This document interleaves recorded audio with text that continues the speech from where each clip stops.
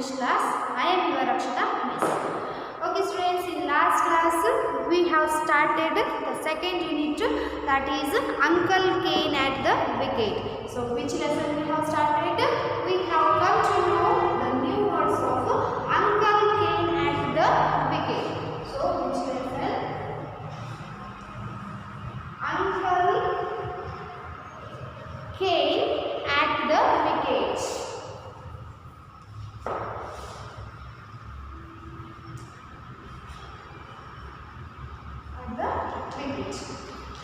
So here we came to know the new words. This lesson has so many new words. So what you have to do? You have to read. You have to back all the new words. Okay. Open your book, page number 14. Students. Page number 14. Page number 14. Okay. So open your book. So once we have to read the lesson. First let us read the lesson and after that let us start the lesson. Okay. First I will read it once and you have to follow whatever I read and you have to read it at your home. Okay. So, Uncle Cain, Dad's younger brother, was living with us at Kanpur. Aunt Emily, the eldest of my three aunts, lived at Lucknow with her husband and three children. One day Uncle Cain announced that he was going to Lucknow to stay with Uncle Emily. She has three children and a school to look after, said Granny.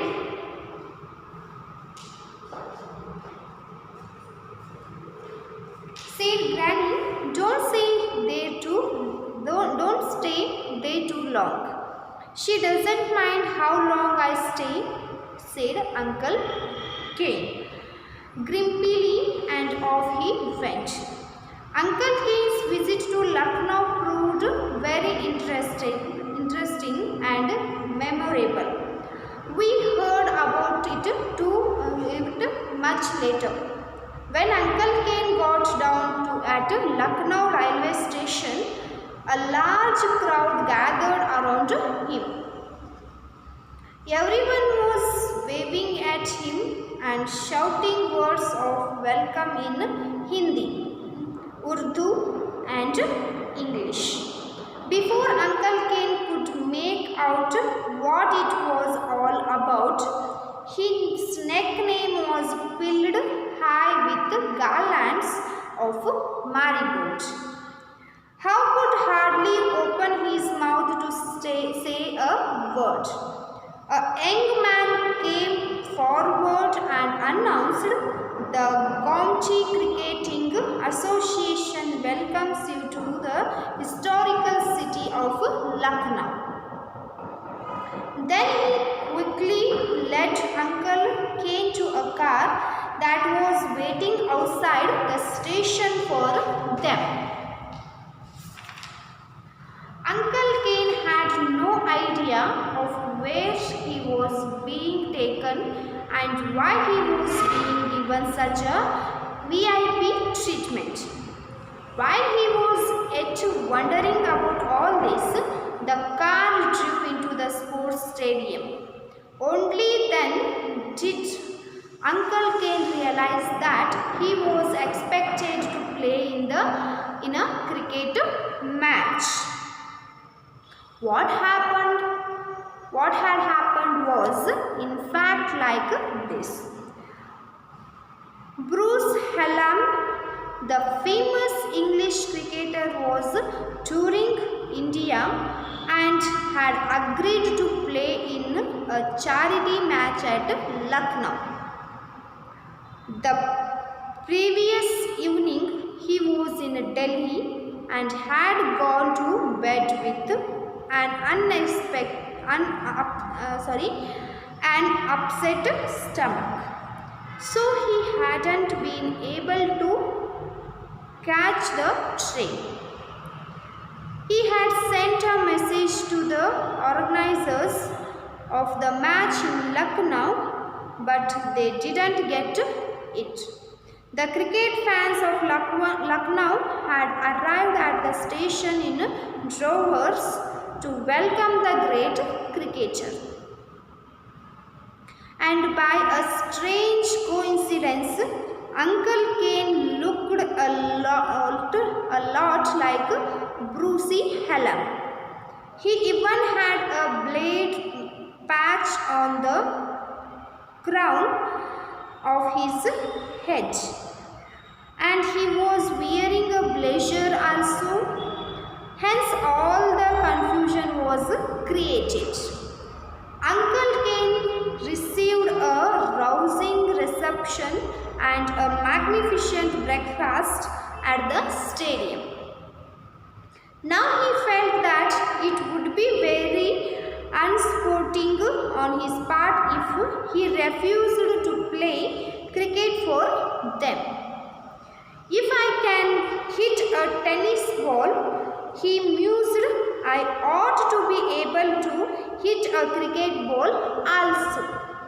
And luckily he had a white shirt and a pair of white trousers in his suitcase. The Gomti team won the toss and decided to bat.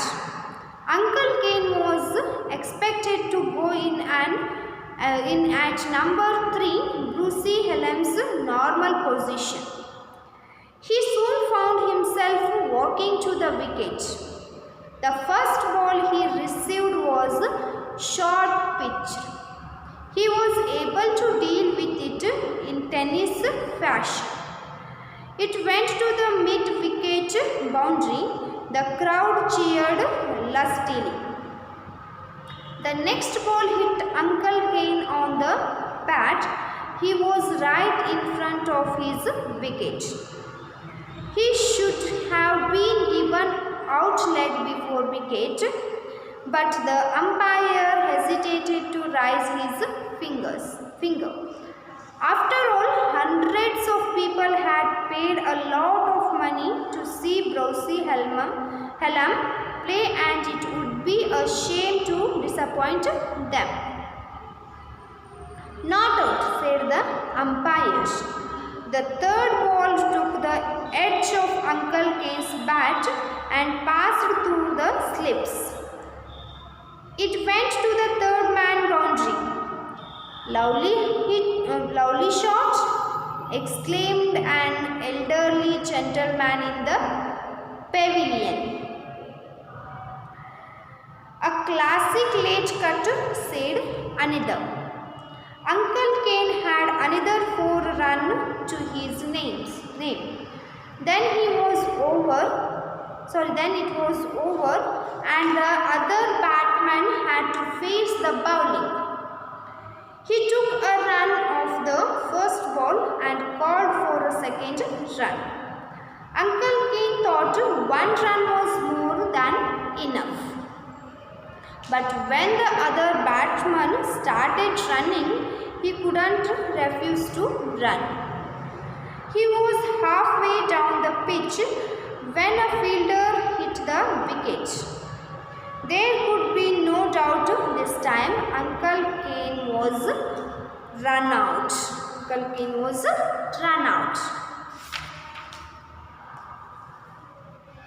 Uncle Kane returned to the pavilion to the sympathetic applause of the crowd. Not his fault, said the elderly gentleman. The other batsman shouldn't have tried to take 2 runs. There wasn't a run there. Uncle Kane enjoyed a hearty tiffin. Then he slipped out of the stadium, took a tanga and reached Aunt Emily's house. He was just in time for the second lunch with Aunt Emily's family. It was presumed at the stadium that Bruce Hallam had left early to catch the train to Allahabad, where he was expected to play in another charity match. Aunt Emily, a forceful woman, fed Uncle Kane for small boy's dormitory of her school. It was several months before he was able to save up enough money for a ticket to Granny's place, but he had the satisfaction of helping the great Bruce Hallam to add 8 runs to his grand total. The scorebook of the County Cricketing Association has recorded this feat for all time. So this is the lesson. Here once we have read this lesson, students. So now this is the time to read, time to know the start the lesson. So before starting the lesson, we have here starter kit. So let us know what is this starter kit. What is the starter kit it is saying about. See. Name the items you see in these pictures. See students, in this picture they have given some names. So some things. So these things, items, we have to name them. See, first question, in the game of cricket. So these things they are used, where they are used. These items where they are used. They are used in the cricket, the game cricket. So we have to name those things. What does the bowler try to do? So what does the bowler try to do? See, bowling. So what did he try to do? He tried to do bowling. So this is ball. Okay. So what does the bowler try to do? He wants to take a wicket. So these 3 are known as wickets. Okay. What does the batsman try to do? So he tries to hit the ball. So with which item he tries to hit? With the bat. Yes, hit the ball. Yes, this is ball, this is wicket, and this is bat. What do the fielders try to do? So fielders, they try to hold the ball to make a wicket. So ball. What does the wicket keeper try to do? What does the wicket keeper he tries to do? He tries to catch the ball. So this one is known as bat. These are known as stumps. These are stumps. These are knee pads, and this is ball. So we know here. So this lesson is about the cricket match. So we came to know that by knowing this one, we came to know that this lesson it is about a cricket match. So let us start the lesson now. Okay. Uncle Kane, Dad's younger brother, was living with us at Kanpur. So Uncle Kane, so he is a man named, there was a man named as Uncle Kane. So he was here, one boy he is telling about his uncle. He was his uncle, who was that he was the younger brother of his that boy's father, and all of them they were living together in Kanpur. So they were living, Uncle Kane he was living at Kanpur. So Uncle Kane, this boy had an aunt, that the aunt name was Emily. So Uncle Kane has a sister, and that sister, her name was Emily. So Emily, the eldest of all 3 aunts. So they have 3 aunts. So Emily was the eldest of all the 3 aunts. And where she was living, she lived at Lucknow. So Uncle Kane lived at Kanpur, and Aunt Emily she lived at Lucknow. So with whom she was living, with her husband and with her 3 children. So Aunt Emily she lived with her husband and her 3 children at Lucknow. So here we came to know that Uncle Kane he lived in Kanpur with his brother and his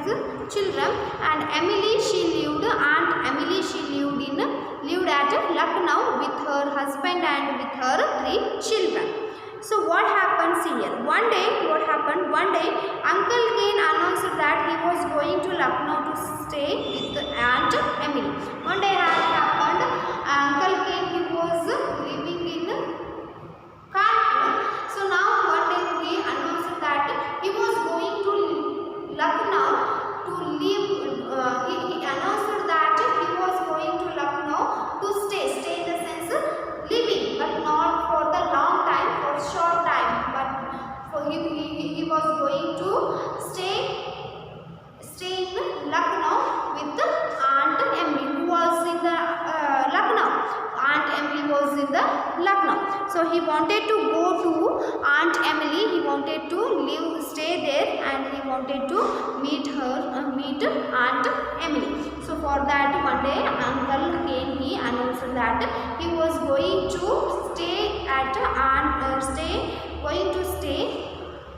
going to Lucknow to stay and meet Aunt Emily. So what happened?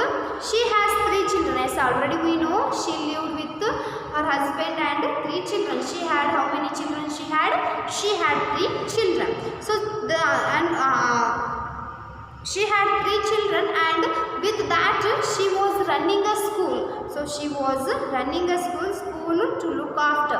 So she has to look after the school also. She was running a school, and she has to look after the school, and she has to look after her husband. She has to look after her children.